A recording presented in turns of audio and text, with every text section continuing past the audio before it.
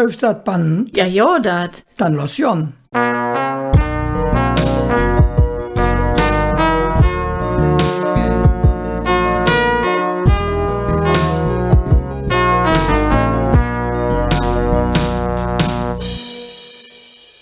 Dag Hermann. Dag Caroline. Dag lief Lügscher zu Hus und unterwegs. Schön, dass da sit. Jetzt sind wir wieder in der Fastelovenzeit und wir sind erg froh, dass wir wieder ordentlich feiern können. Auch wenn es manchmal ein bisschen in der Botz gegangen ist. Könnt ihr euch noch drauf besinnen, wie das war, wie man nicht raus konnte und keine Zug gegangen ist? Da waren wir doch erg froh, dass wir ein bisschen Fasteloven feiern konnten mit dem Hennesje-Theater. Und deshalb sind wir auch ganz froh, dass wir heute Abend Besuch haben vom Udo Müller. Herzlich willkommen. Ja, ich freue mich. Herzlich willkommen. Ja. Danke für die Einladung. Ja, jetzt weiß ich nicht auf alle Malde wissen, was das Hennesje-Theater eigentlich ist. Wer da spielt und wo das ist. Vielleicht leben Udo das uns davon ein bisschen erzählen. Naja, das ist ein Kölsch-Puppentheater mit einer sehr großen, langen Tradition. Wir sind jetzt 200 und noch jetzt Jahre alt. Moment, das muss ich rechnen auch noch. Von 1802. Also wir feiern 2024 unser 222-jähriges Bestehen. Wow. Ist schon eine lange Zeit. Kann man so sagen. Ja. Aber so lange bist du ja doch noch nicht dabei. Nicht ganz, ich bringe es jetzt auf 31 Jahre. Oh, ein Staatszahl. Das stimmt. Und hast du immer dieselbe Rolle gespielt? Nee. Also wir haben ja in so einem Stück, so einem Abendstück, mache ja, ich sage 70, 80 Puppen unter Umständen mit. Und wir sind 15, 16 Puppenspieler. Das heißt, jeder hätte mehr zu tun, als wie einfach nur ein Püppchen zu tragen. Aber Einführstellung ist ja mit viel Freude, aber auch eine ganz große Stress, der jeder hat. Ne? Ja, das ist immer Arbeit. Das ist Arbeit. Ne? Das ist Arbeit, ja. Überall, wo der Vorhang abgeht, ist viel Arbeit dahin. Wenn der Plaggenus in der Richtig. Was ist dann die Hauptrolle? Ja, also von der Knollendorfer Type, sagen wir uns, da bin ich der Dünnes. Vielleicht erzählst du noch, es kann ja sein, dass Leute uns zuhören, die das nicht kennen, weil sie denken, das Hennesje-Theater wäre nur für Pens. Das stimmt natürlich nicht, aber die kennen die Figuren ja nicht. Ja, das ist schlecht. Also, aber von Dünnes und Schäl haben sie bestimmt schon all gehört. Ne? Das sind ja so uns Stadtfiguren, wie man so schön sieht, die auch ein Denkmal haben. Und vom Isermatt her stammen sie eigentlich. Ne? Ja, das Dünnes und Schäl fällt mir spontan Aldermatt vom Engels, die Bronzefiguren. Das richtig. Ist ja auch, wo die Fremden schon immer dran stehen blieben. Ja, und wenn man da dran steht, an dem Denkmal, an den zwei Figuren, da hätte Dünnes mittlerweile ein blank polierte Nas. Das geht daher, weil die Stadtführer der Lüge immer erzählen, wenn man an der Nase des Dünnes reibt, dann bringt das Glück. Oder Pens soll man kriegen davon, ne? Ja, das ist die Idee. Man glaube ich nicht, dass der Dünnes dafür steht. Aber die Nase. Ja, aber der Dünnes ist also der von der linken Sieg, ne? Von der römischen Sieg in Köln. Ja, also der Dünnes ist eher so der bäuerliche. Ne? Deswegen hätte er auch der Kittel an und die Holzklumpe, wo er durch das Feld mit Latsch. Da ist so der Ursprung. Da kann man drüber philosophieren, wo kommt der Dünnes her? Jedoch so Studien, wo in ich glaube Holland oder Belgien, ich glaube eher in Belgien, Fürbilder die hat, die auch so aussagen. Ich meine, wenn man so Holzklumpen sieht, denkt man ja unweigerlich an Holland. Und die oft da natürlich auch Figuren oder Theater. Und da wird so eine Art Dünnes, der auch so einen Namen hat, wie in der dicke Nas, haben sie der Dünnes oder Dünnes, wie auch immer, das ausgesprochen wurde genannt. Und die Leute, die nehmen an, dass aus Dünnes auch Dünnes abgeleitet wird. So. Aber gut, das weiß man nicht. Man sagt ja auch für Anton, der Toni, richtig, und dann bist du auch wieder beim Tönnissen. Ne? Genau. Das ist ja eigentlich auch der Name, der er hat, Anton Schmitz. Ja. Und der Schäl, für das zu komplettieren? Der Schäl, der Jahr wird noch nicht 1802, als das Theater schon im Gang war, der ist später dazu gekommen, zu der Knollendorfer Sippschaft. Und wo der seinen Ursprung her hat, jeder auch verschiedene Geschichten. So der Seitenhieb, ob der Schälsieg, wie auch immer. Aber die zwei sind natürlich Charakterfiguren. Ein Duo, was so eine Hassliebe hat, sagen wir so. Die zwei mögen sich eigentlich nicht, aber können auch nicht. Der Schäl ist immer der linke Puckel, richtig, und ist intelligenter wie der Tönnis. Ne? Das ist ja auch dann der Charakter von der schielenden Auge.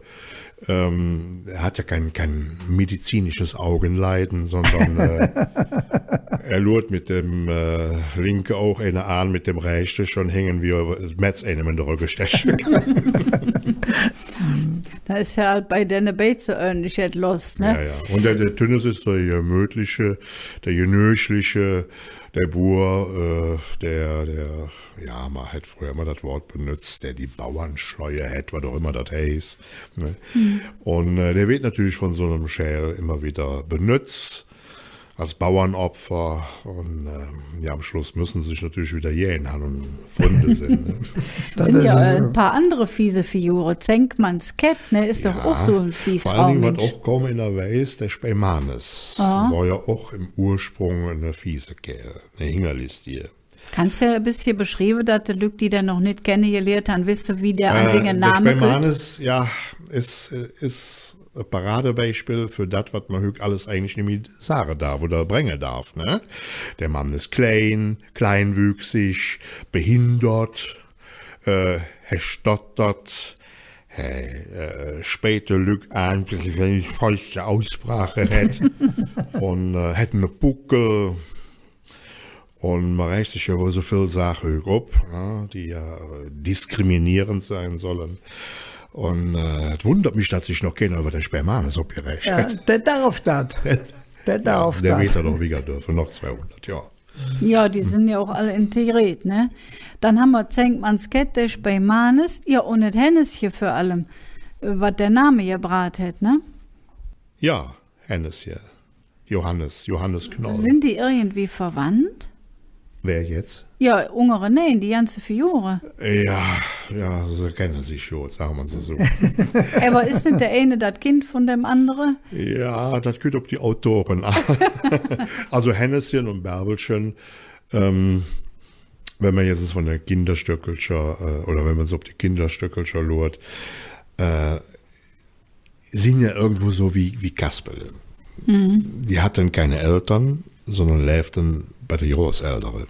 Warum auch immer. Und das ist so eine Parallele zum Kasperle-Theater ja auch. Kasperle hatte ja auch keine Eltern, sondern war bei der Großmutter. Das machen wir natürlich immer wieder, diese Tradition. Ne? So, in die Kinderstöckelscher ist natürlich dann Hennes und Bärbelchen Benz. Und in der Abendstücke sind die zwei natürlich ein verliebtes Paar. Und das schon viele Jahrzehnte. Viele Jahrzehnte. Immer noch jung und neu. Ja, also wenn sie hier rot ist, Schluss.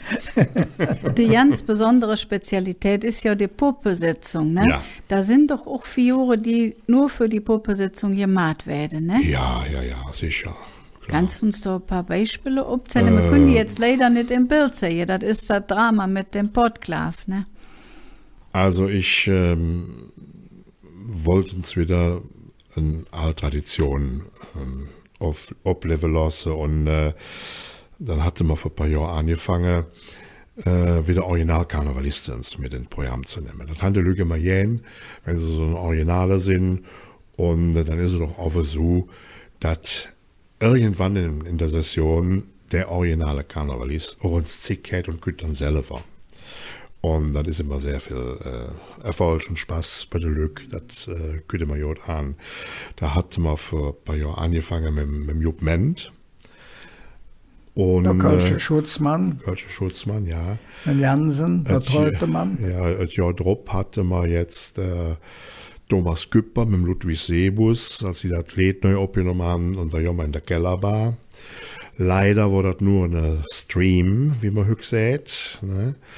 Denn das war in der ZIG 21, wo man kein Publikum hatte. Da haben wir einfach nur eine Sitzung inszeniert und aufgezeichnet, die dann im Internet zu sehen war. Und im letzten Jahr hatte man der Volker Weininger, der Sitzungspräsident. Und jetzt in der kommenden Session 23 wird der Martin Schops als Pöppchengrad parat geknuft. Sagen Sie, du hast ja, so jetzt kann man ja nicht lehren, Puppenspieler zu werden, ne? Wie bist du dann da dran gekommen? Ja, ich habe ja auch so einen richtigen Beruf Oder nee, wie hat man vorher immer gesagt, einen anständigen Beruf. Nee, ich habe Kfz-Mechanik, also Autoschlosser gelehrt und hatte aber immer Ambitionen gehabt, so nebenbei auf der Bühne zu gehen, schon als junge Fetz. Und ich war dann später auch beim TÜV Rheinland. Da bin ich dann gelandet. Und beim TÜV Rheinland war es dann noch so, da habe ich so viele Dünnes kennengelernt, die meinten, sie möchten mit mir Tennis hier machen. ja, lange Geschichte. Ich habe dann irgendwann so der Fimmel gekriegt. Ja, doch. Mir so ein bisschen auf die kölsche Kunst zu gehen und da muss man natürlich auch die Chance haben, sich da einbringen zu können und das war dann beim Hennessy der Fall, 1991. Die haben dann jemand gesucht und da kam ich zur rechten Zeit sozusagen.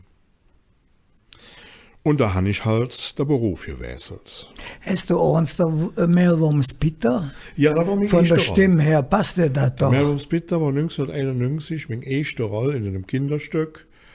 Und mein erster Satz, der war, dachte zusammen, was steht ihr dann so blöd hören? Super. Pass nicht Edition. Ja. Und dann hast du aber doch noch nicht direkt angefangen, Stücke schon zu schreiben. Nee. Aber ich habe in dem ersten Jahr durfte ich im Weihnachtsmärchen der Tünnes spielen. Und der hat mir viel Freude gemacht. Und von dem Moment an habe ich bis heute der Tünnes. Allerdings später in der Ofenstücke, aber in der Kinderstücke schon 31 Jahre. Und die Stücke, die du schriebst, wie küsst du ob die Idee? Das wirst wahrscheinlich oft gefragt, ne? Ja, das ist unterschiedlich. Also ich sage ich mal so Thema, über was will man ein Stück machen. Und ja, dann versuche ich irgendwie, mir eine Geschichte zu stricken. Da die das natürlich viel Vorlagen, die ich habe, ich schaue dann viel Filme. Also Hollywood hat ja da eine Bandbreite, wo ich dann mir auch Ideen raushole oder inspiriert werde und das Ganze irgendwie so in das Kölsche bringe. Also jetzt nicht komplette Handlungen, aber so einzelne Fragmente. Ich glaube, so arbeite mir Künstler. Also wir werden von irgendeinem durch irgendjemand inspiriert und baue das Stück dann neu wieder. Ja, man hat ja so traditionell die Idee, man sagt ja auch, die Muse hat eine gebützt. Also ja, die hast du nie getroffen. Ich weiß ja nicht, wie das alt aussieht, also tut mir leid. Ja, das sagen immer viele Lückchen. Ich kann nur arbeiten, wenn mich die Muse küsst. Nee, es ist Arbeit. Ein Stück schreiben ist Arbeit. Genauso wie ein Stück inszeniere ist verdammt viel Arbeit. Und wenn der Vorhang nachher abgeht, dann weiß der Zuschauer nicht, was da alles dahinter steht. Ja, und dann setzt man sich dran. Also wenn ich ein Kinderstück schreibe, dann brauche ich dafür 4-5 Wochen, wenn ich dran bliebe. Aber an so einem Abendstück, da brauche ich schon in der Regel 3 Monate. Ja. Man ist ja nicht permanent am Schreiben. Das ist, ne? Irgendwann küsst du an den Punkt, wo du sagst, boah, jetzt geht das irgendwie nicht mehr wieder. Ich muss auf irgendeinen gewissen Punkt kommen in der Dramaturgie, aber Ich weiß jetzt nicht wie. Da muss man einfach ins Sinn lassen und nach 3 Tagen gut dann beim Zähneputzen auf einmal die Idee. Also der Hermann hätte ja auch Stückelchen für Menschen geschrieben. Aber wenn man für Puppe schrieb, das ist doch irgendwie anders. Da kann man ja nicht alles machen, was man sich ausdenkt. Da muss man ja auf technische Sachen aufpassen, ne? Ja, das ist richtig. Also grundsätzlich muss ich sagen, ist da nicht viel Unterschied, ob ich jetzt für Menschentheater schreibe oder für Puppetheater, also für Tennis hier. Nur ich muss so die Geflogenheiten wissen. Also erstmal, es gibt ja viele Leute, die wenn ja schon sehr drin und sagen, ich habe ein dolles Stück in der Schublade, das könnt ihr uns spielen und so weiter. Und das kann man meistens alles ja nicht brauchen, weil man muss erstens die Knollendorfer Typen bedienen. Man muss die Charaktere kennen, man muss die Verhältnisse unter den Typen wissen, weil davon läuft das ja. Ich vergleiche das immer mit der Muppets Show. Ja. Man muss wissen, dass der Kermit immer der Moderator war, dass der Miss Piggy immer in der Kermit verliebt war. Und so haben wir ja auch uns faszinierte Charaktere. Und darum schrieb man dann eine Story. Und ja, das eigentliche Problem gibt dann beim Inszenieren. Man kann natürlich jetzt so Gefühle nicht so körperlich ausdrücken wie ein Schauspieler, wie ein Mensch auf der Bühne. Das müsste man dann, weil die Puppe ist stief. Ne? Die hat dasselbe gesehen, ob ich jetzt krieche oder ob ich lache. Die hat dasselbe gesehen, ich muss das dann halt irgendwie mit einer eigenen Stimmung rüberbringen. Ja, insofern ist es doch ein großer Unterschied. Ja, ne? also das Schöne an Puppetheater bei uns ist, ich kann wirklich fantasieren. Mhm. Du kannst einen Mensch pflegen lassen für ein Zum Beispiel, wenn man so als Übergang irgendwelche tierische Szenen da hatte man immer super an. Ja. Ne, dass also im Wald sich irgendeine eine Hirsch fähig und der spricht dann auch noch. Und vorher hat er so noch all oder was auch immer, also so total unwirkliche Dinge. Die kann man in einem Puppetheater natürlich wunderbar ausspielen. Ja. So, und ansonsten, wie gesagt, wir können natürlich zaubern. Der erste Akt, der spielt im Wald, der zweite Akt irgendwo am Strand, der dritte Akt in einem Hochhaus, der nächste Akt im Keller. Jetzt stellt er das auf ihrer Bühne für. Diese Umbauten sind oft nicht möglich. Und ich finde es sehr, sehr schwierig, wenn ich da jetzt ein Schlafzimmer abgebaut habe oder ein Wohnzimmer, da soll das Stück drin spielen als einzige Dekoration. Da jetzt die Geschichte drin zu erzählen, wie geht man dafür, dass dramaturgisch alles zusammenpasst, alles zusammengestrickt wird. Ne? Ich halte das schon für schwierig, schwieriger als wie das, was ich mache.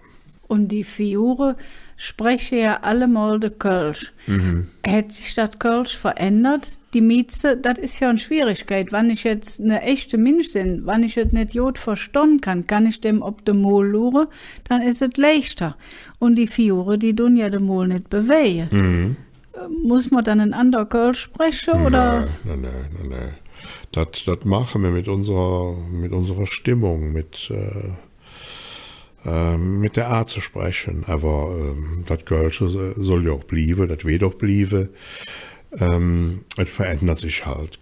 Kölsche Sprache verändert sich, das ist ja, sieht man ja jeden Tag. War aber nie in der Diskussion, dass man gesagt hat, wir spielen nur noch auf Hochdeutsch? Nein, nie. Dann verlieren wir ja unsere eigene Art. Ja. Ja, ich finde das schön, aber es könnte ja sehen, dass eine Schulklasse geht und die Lehrerin sagt, naja, die Pens haben ja nichts verstanden. Ja, dann müssen sie noch Kinema ja, ne? Noch Kinema zum Beispiel. Ist auch so ein Begriff, der spricht keiner mehr, ne? Ne? Glaube ich nicht, also ich habe das noch so drin, so durch meine Eltern, durch meinen Vater, die Jinke, wie die Jungen waren, nicht noch Kino, die Jinke noch Kinema. Mhm.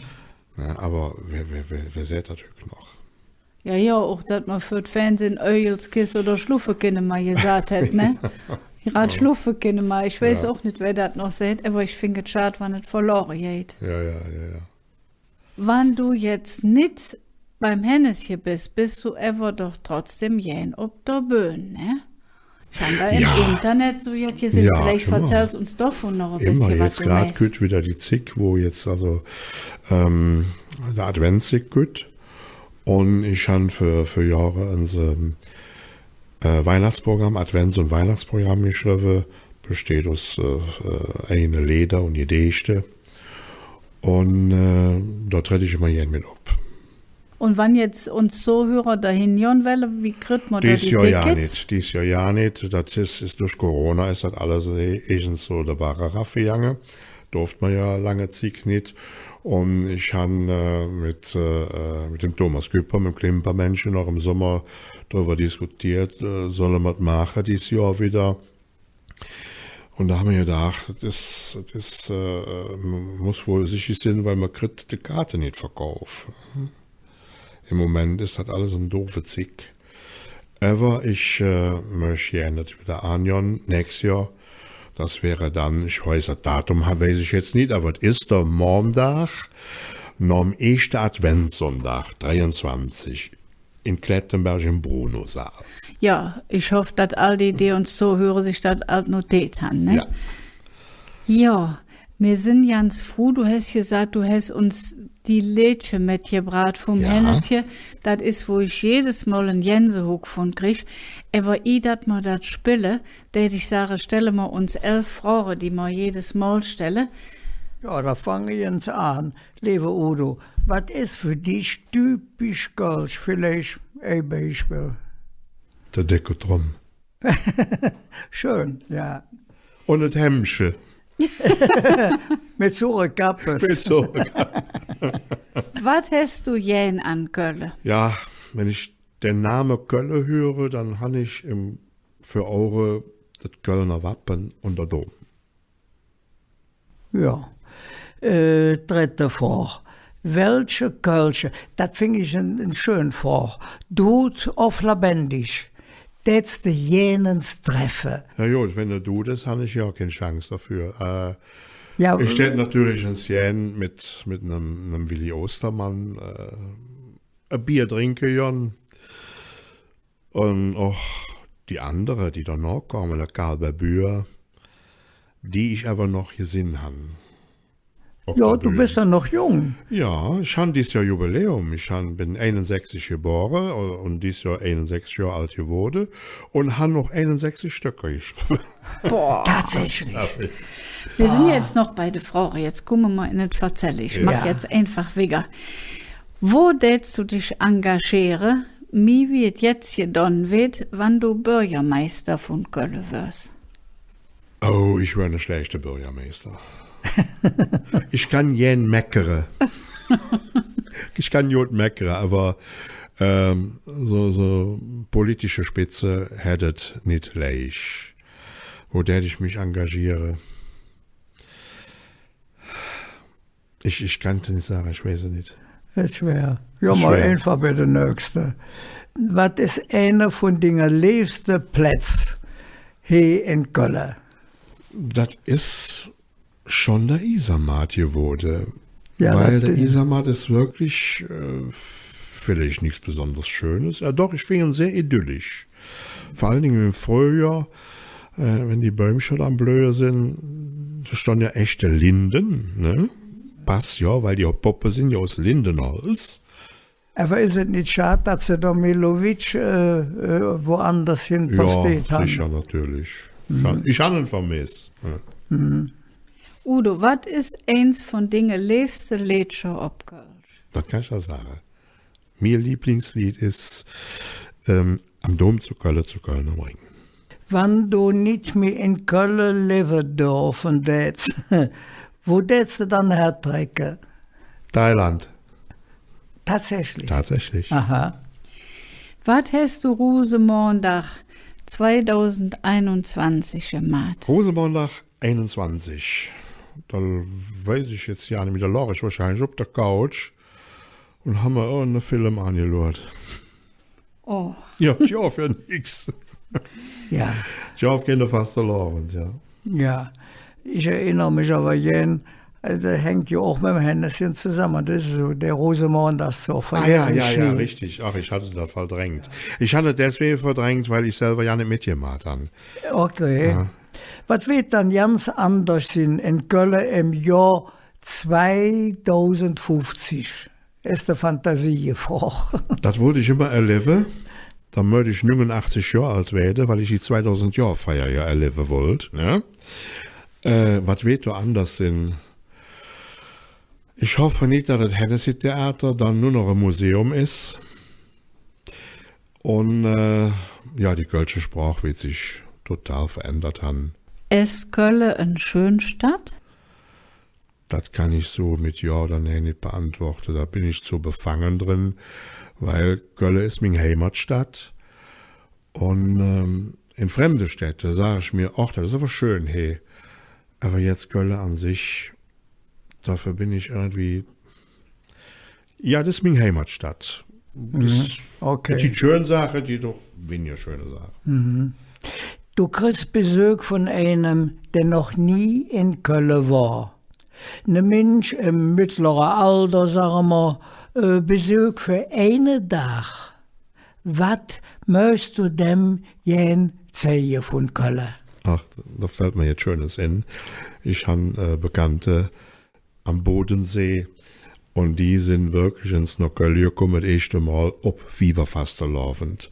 Da sind die mit dem Zug angekommen und haben plötzlich staunt, wieder auf einmal Teute und Trommel durch die Halle gelaufen sind. Ganz viel Bekloppte, ganz viel Jäcke. Und die haben die Welt nicht mehr verstanden. So kannten sie jetzt aus dem Fernsehen, ja, aber dann auf einmal live zu erleben und so hautnah war schon verrückt. Ja, was mit denen mache, steht natürlich mit denen in der Altstadt, ja. Klar. Das ist schon ein schönes Plätzchen. Ja, da sagen wir ganz herzlichen Dank und ich, dass wir das Liedchen höre, was ich 1000-mal gehört habe und immer wieder gern höre, sagen wir ganz herzlichen Dank für Dinge Besuch und wünschen dir viel Erfolg mit dem nächsten Stück und dass du auch wieder live auf der Bühne stehen kannst, wenn das Corona vorbei ist, und wünschen dir eine schöne Session und alles Gute. Danke. Schön. Ich weiß noch genau, wie ich Jüngelchen war. Der Oma nahm mich bei der Hand. Sie sagt, Jung, wir machen uns ein Kind vom Dach und sind quer durch Köln gerannt. Da kommen wir plötzlich am Isermatt. Endlich weiß ich Bescheid. Ich durfte der Pübscher tanzen singen. Was war das als Panz, doch ein Freund? Das kleine Pübsche auf ein Holzbank gedrückt, die Luft ersticklich und wärm. Noch Glück, Bläschen Kamelle verdrückt, der Oma nahm mich in der Arm. Dann wurde doch einmal düster im Saal. Der Vorhang trug sich um. Et Jahr für zu lachen und viel zu singen. Et wurde sich gezänkt und geklappt. Spielt, Hennessy, spiel, lass der Vorhang noch nicht fallen. Spiel wieder, verzähl uns von Freude und von Leid, für uns Pens, solange es noch geht. Spiel, Hennessy, spiel, den Stöckchen aus dem Leben, aus Holz in den Arm und den Bändchen gemacht. Doch echt ist die Kölsch Herz, was durchschlägt.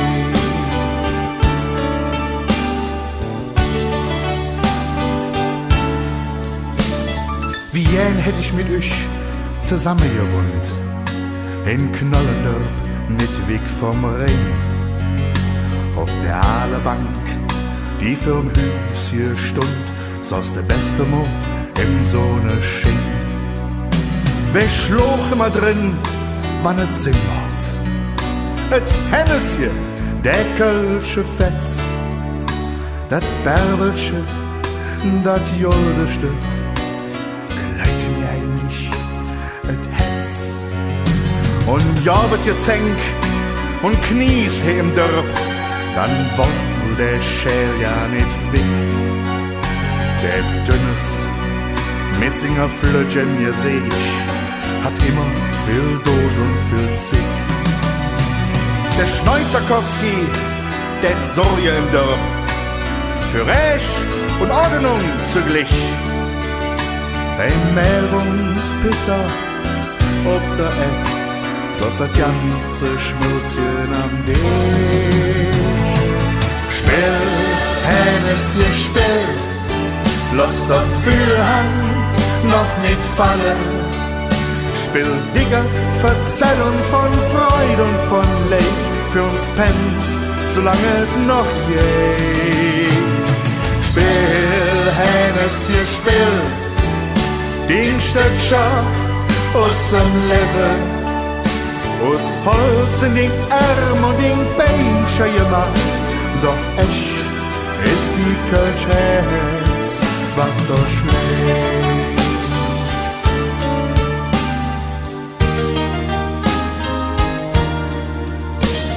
So ist es noch hück, in dem alle Dörp, geändert hätt sich nicht viel. Der Mannes mit Singer Flöns in der Hand, alles nur Puppe spielt. Doch hinter der Britz liegt eine bunte Welt, aus Träumerei, Stück für Stück. Und setz ich als alle Menschens he drin, kütt mein Kindheit zurück. Spiel, Hännesje, spiel, lass der Fürhang niemals fallen. Spiel, Digger, verzähl uns von Freude und von Leid, für uns pennt's, solange es noch geht. Spiel, Hännesje, spiel, den Stöckscher aus dem Leben, aus Holz in den Arm und den Beinscher gemacht. Doch echt ist die Kölsch-Herz, was da schlägt, was da schlägt.